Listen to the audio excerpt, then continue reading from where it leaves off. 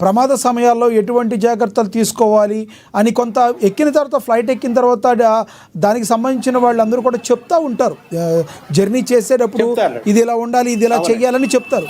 కానీ ఆ చెప్పినా కూడా అవి చేసే టైం కూడా లేకపోయినప్పుడే మీరు అన్నట్లు ఈ ప్రాబ్లం జస్ట్ అలా 10,000 ఫీట్లో ఉండగా జరిగితే నిజంగా ప్రతి వాళ్ళు ఇంత బాగా జరగకపోయి ఉండొచ్చు అనుకోవచ్చా? ఎందుకంటే ప్రతి పర్సన్కి బోయింగ్లో ప్రయాణం చేసే వాళ్ళకి ఏమన్నా పారాచూట్ ఫెసిలిటీస్ ఏమైనా ఉంటాయా అన్ని ఫ్లైట్స్లో, లేకపోతే ఉండవా? పారాచూట్ ఫెసిలిటీస్ అనేవి ఉండవు అనుకుంటానండి మామూలు కమర్షియల్ ఫ్లైట్స్లో. బట్ ఏదైతే ఎగ్జిట్ డోర్స్ ఉంటాయో అక్కడ ఆల్రెడీ మనం ఫ్లైట్ ఎక్కంగానే కూడా చెప్తారు, పలానా చోట మీ రైట్ సైడ్లో ఎగ్జిట్ ఉంది అక్కడ చూడండి అని. ఇన్ కేస్ ఆఫ్ ఎమర్జెన్సీ ఆ ఎమర్జెన్సీ ఎగ్జిట్ ఉపయోగించుకోవాలని చెప్తారు. కానీ పారాచూట్ ఉండటం అనేది నేను చూడలేదండి. నేను రీసెంట్లీ కూడా జర్మనీ అటు వెళ్ళొచ్చాను. నేను కూడా నాకు కొంచెం ఎక్స్పీరియన్స్ ఉంది. మరి ఇక్కడ ఎందుకు జరిగింది, ఎలా జరిగింది అంటే అది బియాండ్ అవర్ దిస్ థింగ్ అండి, మా నాలెడ్జ్ కానీ కాదు. ఎగ్జిట్కి సంబంధించినవి ఉన్నాయని చెప్తారు. ఫ్లైట్ బాగా ఎత్తులో వెళ్తుంది, దాన్ని ఎలా యూజ్ చేసుకుంటారు? బతికే అవకాశం ఉండదు కదా. అంటే ఇప్పుడు ఫ్లైట్ ఎప్పుడైతే హైట్ లో ఉందో ఇంజిన్ ఫెయిల్యూర్ అయినా కానీ ఏం ప్రాబ్లం ఉండదండి. ఫ్లైట్ అనేది ఇంజిన్ పవర్ లేనప్పుడు స్టాలింగ్ అంటారనమాట. స్టాలింగ్ అంటే వితౌట్ ఇంజిన్. ఈవెన్ ఇప్పుడు మా పైలట్స్ కూడా ట్రైనింగ్ చేసేటప్పుడు, ఫ్లయింగ్ చేసేటప్పుడు ఇది కూడా ప్రాక్టీస్ చేస్తారు. సర్టన్ హైట్కి వెళ్ళినాక ఇంజిన్స్ ఆఫ్ చేసేస్తారు. దాన్ని స్టాలింగ్ అంటారనమాట. అంటే కంట్రోల్ లేకుండా డ్రాప్ అవుతూ ఉంటుంది పడం, దాన్ని స్టాలింగ్ అని అంటారు. సో అలాగే ఇలాంటి కమర్షియల్ ఎయిర్క్రాఫ్ట్ కూడా ఎలాంటి ఇబ్బంది కలిగిన హైట్లో వాళ్ళు ఎక్కడైతే ఓపెన్ ప్లేస్ ఉందో అండర్ క్యారేజ్ అనేది ఓపెన్ చేయకుండా బెల్లీ ల్యాండింగ్ కూడా చేస్తారు చాలా సేఫ్గా. లేదంటే వాటర్ మీద కూడా చేస్తారు. సో ఒక్కసారి హైట్లో ఉన్నప్పుడు ప్రమాదం వచ్చినప్పుడు ఇక్కడ లోపల ఉన్న ప్రయాణికులు పైనుంచే దూకాల్సిన అవసరం ఉండదండి. వాళ్ళు ఆల్రెడీ చెబుతారు మనకి ఇలా జరిగింది, ఇలా జరుగుతుందని. మీరు గ్రౌండ్ లెవెల్కి వచ్చినాకే బయటికి రావటం చూడాలి. అయితే లక్కీలీ కానీ అన్లక్కీలీ కానీ ఏదన్నా వింగ్స్ లోనే మనకి ఫ్యూయల్ ట్యాంక్స్ ఉంటాయండి. అది ఎప్పుడైనా గ్రౌండ్కి టచ్ అయితే దానివల్ల మనకి ఫైర్ ఇన్సిడెంట్లు జరిగే అవకాశం ఉంది. కాకపోతే మీకు సడన్ హైట్లో ఉండి సేఫ్ హైట్లో ఉన్నప్పుడు ఏటీసీ కానీ మిగతా ఉన్న సేఫ్టీ ఎక్విప్మెంట్స్ కానీ వాళ్ళందరూ ఉపయోగపడతారండి. వాళ్ళందరూ జాగ్రత్తలు తీసుకుంటారు. ఎక్కడ ల్యాండ్ చేయాలి, ఎక్కడ చేయొచ్చు, ఎలాగున్నారు ఏంటి అన్నీ కూడా. ఒకవేళ ఫ్యూయల్ కనుక ఎక్కువ ఉంటే ఆ ఫ్యూయల్ అయ్యే వరకు కూడా జరగమంటారు. In case undercarriage retract అవ్వకపోయినా, ఎక్స్టెండ్ అవ్వకపోయినా కానీ ఇలాంటివన్నీ ఉంటాయి. వీటన్నిటికీ కావాల్సిందల్లా ఏంటంటే సేఫ్టీ హైట్ అండి. బట్ ఇక్కడున్న కేసులో మనకు అది లేకపోవడం దురదృష్టకరం. రైట్. మళ్ళీ మాట్లాడతాను. మనం ఒకసారి ప్రసాద్ గారితో మాట్లాడదాం. ప్రసాద్ గారు, జరగాల్సిన నష్టం అయితే జరిగిపోయింది. అయితే ఇప్పుడు బాడీని ఇచ్చేది ఈ DNA పరీక్షలు చేసి మరి బాడీని అయితే అందరికీ అప్పగించారు. మరికొంతమందిని అప్పగించాల్సి ఉంది. మరి ఈ DNA పరీక్షలు ఏ రకంగా చేస్తారు అక్కడ? దీనికి సంబంధించి డాక్టర్స్ చేసేది ఉంటుందా, లేదంటే ఎయిర్ ఫోర్స్కి సంబంధించిన వాళ్ళు కూడా అక్కడ మీకు ఆ ట్రైనింగ్లు కూడా ఏమైనా ఉంటాయి అక్కడ డాక్టర్కి సంబంధించి? మాకు యాక్చువల్లీ ప్రతి దీనికి డిపార్ట్మెంట్కి మెడికల్ ఉంటుందండి. మాకు AMCR ఉంటుంది. ఇప్పుడు ఇది సివిల్ కాబట్టి, సివిల్ ఏవియేషన్ కాబట్టి లోకల్ గవర్నమెంట్ మెడికల్ ఫెసిలిటీస్లోనే చెక్ చేస్తారండి. ప్రతి అవయవ పార్ట్కి DNA చెక్ చేసి అవన్నీ ఒక DNA వచ్చినవన్నీ ఒక చోట ఇది చేసి సమ్ టైమ్స్ మూటలు కట్టి అప్పచెప్పటమే. పార్ట్స్ ఒక షేప్లో కూడా ఉండవు కనుక we have to face it. అది తప్పదు. మేము అలాంటి సందర్భాలు ఎన్నో చూసాము. అంటే ప్రసాద్ గారు, ఇప్పుడు ఇవన్నీ కూడా ఒక షిప్లో ఏదైనా ప్రమాదం జరిగితే ఇంకా బతుకు జీవుడా అంటే కొంచెం ఈతొచ్చిన వాళ్ళు, లేదంటే అక్కడ షిప్లో మరీ మునిగిపోకుండా ఉండడానికి వాళ్ళకి లైఫ్ జాకెట్లో ఒకటి ఉంటాయి, కనీసం ఒక పర్సంటేజ్ అన్న ఛాన్స్ ఉంటుంది బతకడానికి అవకాశం. ఈ ఎయిర్కి సంబంధించి, ఏరోప్లేన్కి సంబంధించి అంతా గాల్లో దీపంలాగానే ఉంటుంది అనుకోవాలా? అంటే ఫ్లైట్ ఎక్కడానికి మానవుడు భయపడే పరిస్థితి, సామాన్య మానవుడు భయపడే పరిస్థితి ఇలాంటివి చూస్తే అనిపిస్తుంది అంటారా?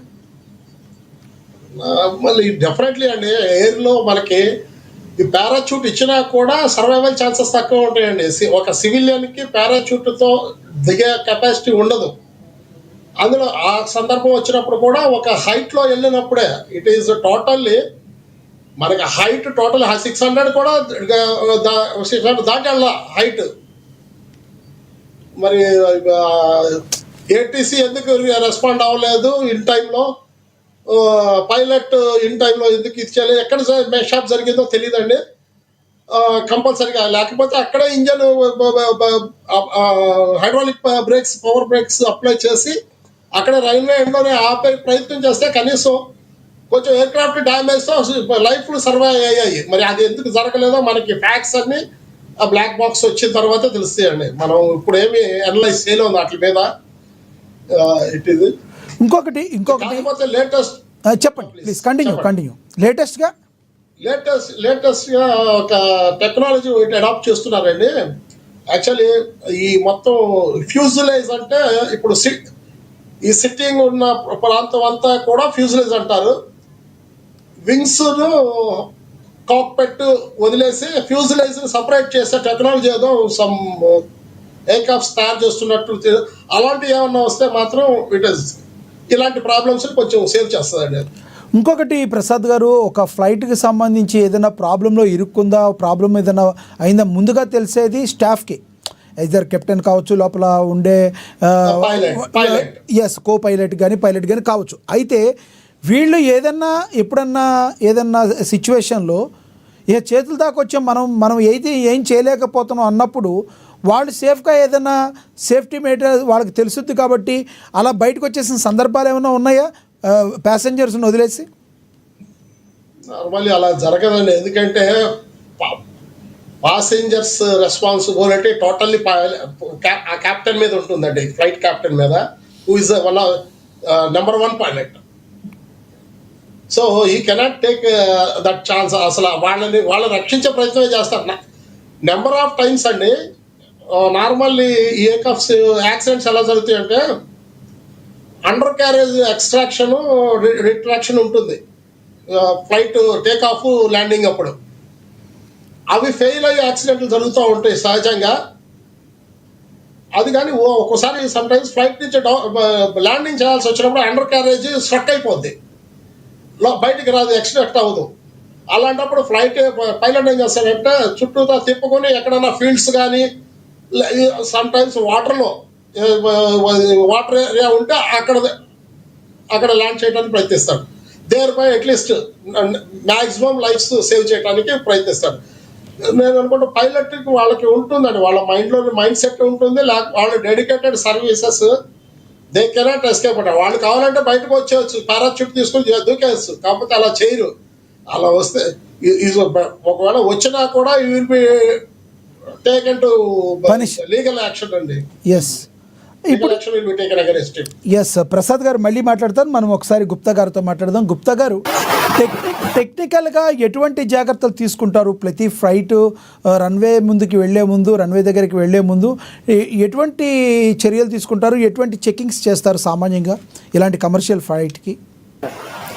సార్, ప్రతి ఏ ఎయిర్క్రాఫ్ట్ అయినా ఎయిర్బోర్న్ ఎయిర్క్రాఫ్ట్లు ప్రతిదానికి కూడా ఒక మెయింటెనెన్స్ మాన్యువల్స్ అని ఉంటాయండి. అంటే మనం చెప్పడం కాదు, మెయింటెనెన్స్ మాన్యువల్ ఉంటుంది. దాని ప్రకారము అన్ని చోట్ల మనం ఒక షెడ్యూల్ ప్రకారం చేస్తారండి. దాంట్లో ఏంటంటే ఫ్లయింగ్ అవర్స్ అని లెక్కేస్తారు. ఒక ఎయిర్క్రాఫ్ట్ ఇన్ని అవర్స్ ఫ్లై చేస్తే దీనికి ఏ సర్వీసింగ్ చేయాలి అని మనకు మాన్యువల్లోనే రాసి ఉంటుంది అన్నమాట. అలాగే సర్వీస్లో కానీ సివిల్లో కానీ అవి ఫాలో అవుతారు. 50 hour సర్వీస్ అని, 100 hour సర్వీస్ అని, మరి 500 అని, అది 1500 అయిపోతే కనుక మనకు మేజర్ ఓవరాల్ అని అలా అన్ని షెడ్యూల్ ప్రకారం జరుగుతాయండి. అలా కాకుండా ఏదన్నా ఒక ఐటమ్ వైజ్ ఒక స్పేర్ ఉన్నా కానీ దానికి ఇండివిజువల్ లైఫ్ ఉంటుంది. అంటే రన్నింగ్ అవర్స్ అవి. ఆ అవర్స్ అన్నీ లెక్క వేసుకుని పెర్ఫార్మెన్స్ లెక్క చూసుకుని అన్నీ చూస్తారండి. ప్రతి సిస్టంలో కూడా సెన్సర్స్ ఉంటాయండి. ఇప్పుడు నేను చేసే దాంట్లో అయితే ఫ్లైట్ ఇన్స్ట్రుమెంట్ అంటారు. మీకు ఏదైతే కాక్పిట్లో కనపడేదో ఫ్లైట్లో ప్రతిదీ కూడా ఫ్లైట్ ఇన్స్ట్రుమెంట్ ఉంటాయి. ఫ్లైట్ ఇన్స్ట్రుమెంట్స్ ఉంటాయి, అలాగే ఇంజిన్ పెర్ఫార్మెన్స్ ఇన్స్ట్రుమెంట్ ఉంటాయి. అలాగే ప్రతి సిస్టమ్ కూడా పెర్ఫార్మెన్స్ ఇన్స్ట్రుమెంట్స్ అన్ని కూడా మీకు కాక్పిట్లోనే ఉంటాయి. ప్రతిదీ కూడా ఇండికేషన్ ద్వారా, లైట్ల ద్వారా కానీ, లేకపోతే మీకు వర్డ్స్లో కానీ, లేకపోతే ఒక బజర్ లాగా కానీ, ప్రతి దానికి కూడా ఇండికేషన్స్, అలర్ట్లు, సేఫ్టీ మెజర్స్ ఉంటాయి. సో ప్రతిదానికి వాళ్ళు ఆ సర్వీసింగ్ ప్రకారం చేసి దానికి డాక్యుమెంట్ రెడీ చేస్తారు. ఈ సర్వీసింగ్లో మేము ఏం చేసాం, ఏది మేము చేంజ్ చేసాం, ఇంకొకటి ఏదన్నా కొత్త ఐటెం పెడితే దాని లైఫ్ ఎంత ఉంది, అవన్నీ కూడా చెక్ చేసుకుంటారు. ఇప్పుడు ఎక్కడికన్నా ఎయిర్ క్రాఫ్ట్ వెళ్ళాలి అంటే ఎన్ని గంటలు కావాలనేది ముందే తెలిసిద్దండి. ఇప్పుడు మనకి సపోజ్ మనకు 50 గంటలు కావాలి, 50 గంటల్లో సర్వీస్లో మళ్ళీ ఏదో డ్యూ అవుతుంది అనుకోండి, ఆ ఎయిర్ క్రాఫ్ట్ని ఇవ్వరండి. సో అన్ని అలాంటి సేఫ్టీస్ అనేవి ప్రతి ప్రతి ప్రతి ఫ్లైట్లో కూడా ఫ్లైట్ మాన్యువల్ ఉంటుందండి, సర్వీస్ మాన్యువల్స్ ఉంటాయి, మెయింటెనెన్స్ మాన్యువల్స్ ఉంటాయి, దానికి SOPs ఉంటాయండి, స్టాండర్డ్ ఆపరేటింగ్ ప్రొసీజర్స్. ఏ టైంలో ఏం చేయాలి